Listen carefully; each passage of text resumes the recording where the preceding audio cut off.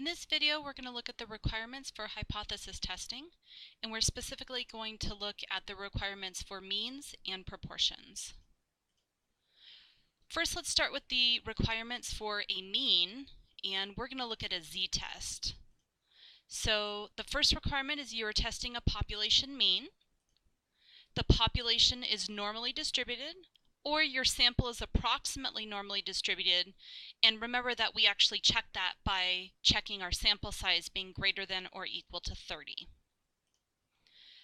Third, the sample comes from a simple random sample, so it should say this in the problem, and for most of our problems this will be true, so we'll just kind of assume that this happens.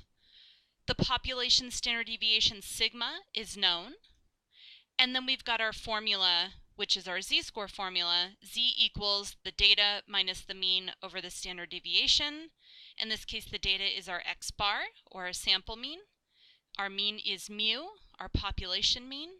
And then divided by the standard deviation, which is our sigma, divided by square root of n because we have a sample.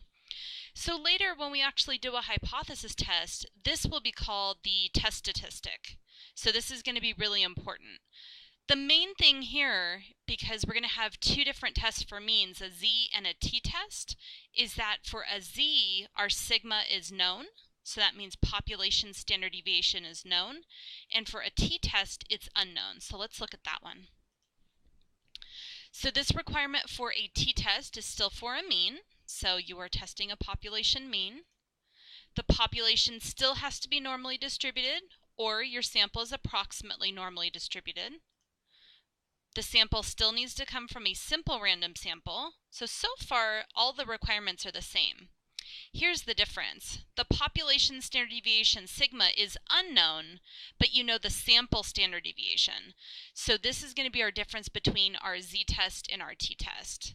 So our t-value formula is very similar to our z-score. The only thing is that right here, instead of a sigma, we've got an S for our sample standard deviation.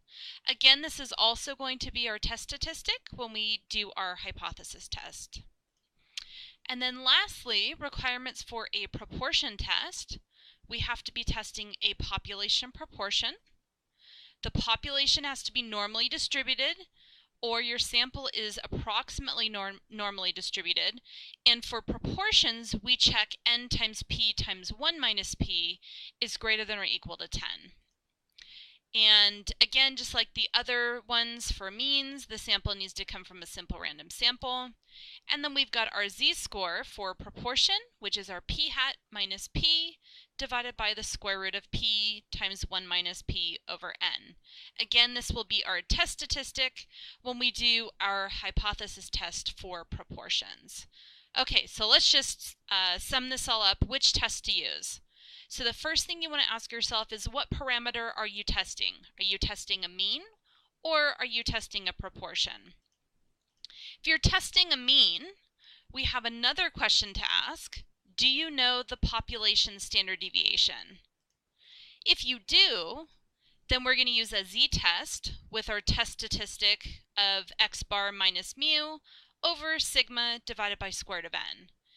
If you don't know the population standard deviation, but you do know the sample standard deviation S, then we're going to use a t-test with our test statistic being, again, similar, x bar minus mu over S divided by square root of n.